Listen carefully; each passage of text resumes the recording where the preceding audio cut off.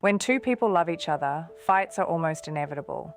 Disagreements, misunderstandings, hurtful words, or even just the stress of life spilling over into the relationship. All couples, no matter how strong, face moments when closeness turns into distance. It can feel like a storm has passed through, leaving both hearts shaken, raw, and uncertain. But what matters most is not the fight itself, it is what comes after. The way two people choose to heal, to reconnect, to soften the pain, and to rebuild the bond that was strained. One of the most powerful tools we have for healing after a fight is something many people overlook: love languages. The simple yet profound idea that each of us feels loved in different ways, and that when we receive love in our unique language, our hearts open, the tension eases, the walls begin to fall, and healing can happen. So, what are love languages? They are the different ways people express and receive love: words of affirmation, quality time, acts of service, physical touch, and receiving gifts. These 5 languages are like 5 different doors to the heart. For some, words open the door. For others, it is time spent together. For some, it is the gentle touch of a hand. For others, it is the small actions that show care. And for some, it is the thoughtful gift that says, "I was thinking of you." When a fight happens, the heart often closes. There may be anger, sadness, disappointment, or silence. And in that fragile moment, the wrong kind of apology, or no apology at all, can deepen the wound. But when you approach your partner with their love language, you are speaking directly to their heart. You are showing them not just that you are sorry, but that you understand what they need to feel loved again. That you care enough to speak in the way that matters most to them. Think about words of affirmation. If your partner's love language is words, then after a fight, what they need most is to hear sincerity in your voice. They need you to say the words that repair, not the words that wound. A genuine "I'm sorry," followed by words that affirm their worth, their importance, their place in your life. For someone who values words, silence feels like rejection. Harsh phrases linger like scars. But healing words, gentle, honest, loving, can be like medicine to the soul. They remind the heart that despite the fight, love is still strong. Now consider quality time. For someone who craves time together, apologies are not enough if they are followed by distance. What heals them is your presence. Sitting together without distractions. Choosing to spend an evening simply being close, listening, talking, or even sharing silence. It is not about the activity, it is about the gift of undivided attention. When someone's love language is quality time, they measure love in minutes and hours spent together. After a fight, what they long for is not just to hear "I love you," but to see that you are willing to give your time, your focus, your energy back to the relationship. Then there are acts of service. For people who feel loved through actions, words alone often feel empty. They believe love is shown in what you do, not just what you say. After a fight, healing comes when you step in to lighten their burden. Maybe you take care of a task they were worried about. Maybe you prepare their favorite meal. Maybe you handle something they normally do, as a way of saying, "I want to make life easier for you." These small acts send a loud message. I care enough to serve, to help, to take action. For someone whose love language is service, these gestures speak louder than any apology ever could. Physical touch is another language, and for many it is the most powerful bridge back to closeness. After a fight, the distance between bodies can mirror the distance between hearts. But a gentle touch, a hug, a hand held in silence, these can melt the coldness that words cannot. For someone who craves touch, love feels real only when it is tangible. Without it, even the most eloquent words feel hollow.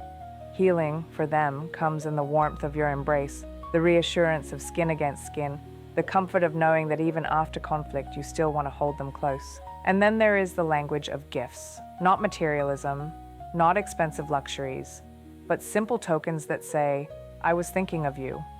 For someone who values gifts, the gesture carries deep meaning.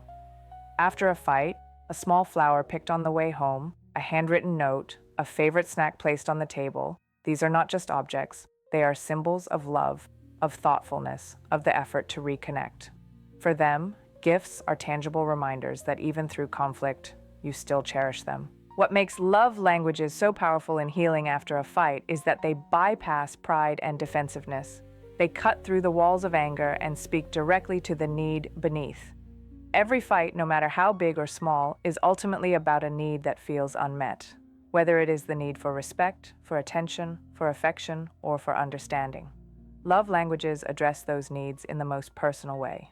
But here is the challenge. In the heat of conflict, we often default to our own love language. We try to heal in the way we would want to be healed. If your love language is touch, you may reach for your partner's hand, even though what they really crave is words. If your love language is words, you may pour out apologies while your partner waits for action. This mismatch can leave both people frustrated. One feels like they are giving love, the other feels like they are not receiving it. That is why awareness is everything. Healing after a fight requires humility, the willingness to step outside your own preferences and give love in the way your partner best receives it. It is not always easy. It may feel unnatural at first. But when you love someone, you learn their language. You make the effort.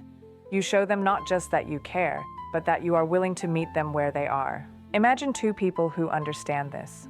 A couple who, after an argument, take a deep breath and ask themselves, what does my partner need right now? What would make them feel loved, not just in general, but in this moment of hurt? For one, it might be the steady comfort of touch. For the other, it might be the reassurance of time spent together. For another, it might be the power of words. When partners learn to respond with the right language, healing comes faster, trust is rebuilt, and the relationship grows stronger than it was before. Love languages also prevent the cycle of lingering resentment. Without them, couples often repeat the same mistakes after every fight. One apologizes in their own language, the other feels unseen, the hurt remains, and the same argument reappears later. But with love languages, the cycle changes. Instead of deepening the distance, fights become opportunities to grow closer, to understand each other better, to build a bond that can weather storms. Healing is not just about ending the fight. It is about restoring connection. And connection requires intimacy. Emotional intimacy through words, physical intimacy through touch, relational intimacy through time, practical intimacy through service, symbolic intimacy through gifts. Each language is a bridge. Each one has the power to turn conflict into closeness, if used with intention. And here lies the deeper truth. Love languages are not just tools for after a fight. They are practices for every day. When you consistently speak your partner's language, fights become less damaging because the foundation of love is stronger. A relationship rich in love languages has a cushion of trust and care that makes recovery faster, forgiveness easier, and love deeper. But perhaps the most beautiful part of using love languages to heal is this. It teaches us humility.